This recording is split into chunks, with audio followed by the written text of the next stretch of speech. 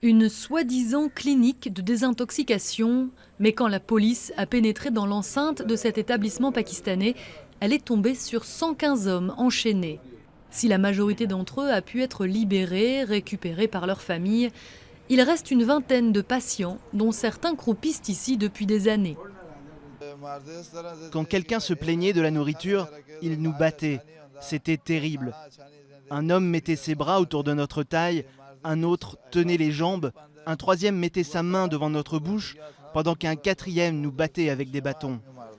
On est vraiment traités comme des animaux. Personne, aucun être humain ne devrait être traité comme ça. Quand Dieu a créé les hommes, il leur a donné la liberté. Et ce traitement, c'est un traitement horrible. Il y a tellement de restrictions. On ne peut pas réussir à se désintoxiquer avec un tel stress. Plaque tournante de l'héroïne afghane, le Pakistan compte plus de 860 000 accros qui peuvent se shooter pour une bouchée de pain. Alors le Mollah Kadri s'est senti investi d'une mission, purifier ses compatriotes. Il a donc ouvert ce centre où les familles pouvaient amener leurs proches toxicomanes, moyennant une soixantaine d'euros par mois.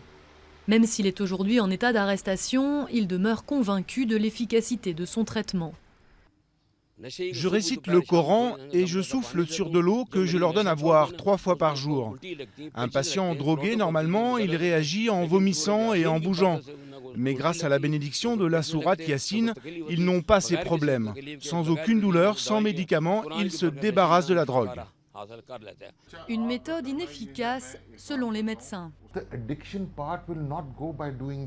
L'addiction ne disparaîtra pas en faisant ces choses-là. Soyons pragmatiques, c'est impossible. Si quelqu'un dit que ça peut être fait, amenez-le-moi et laissez-moi juger de ses compétences. Parce que je n'ai jamais vu quelqu'un se faire soigner de cette façon. Ou l'état des patients empire, ou ils meurent.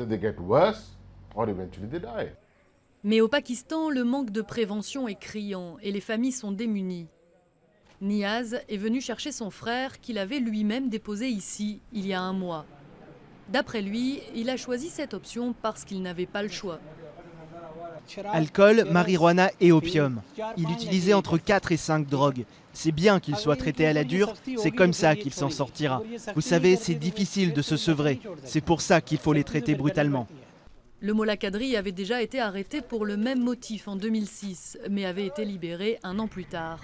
En l'absence de véritable traitement contre la dépendance, les familles des drogués risquent de se tourner vers lui et sa médecine extrême s'il est de nouveau acquitté.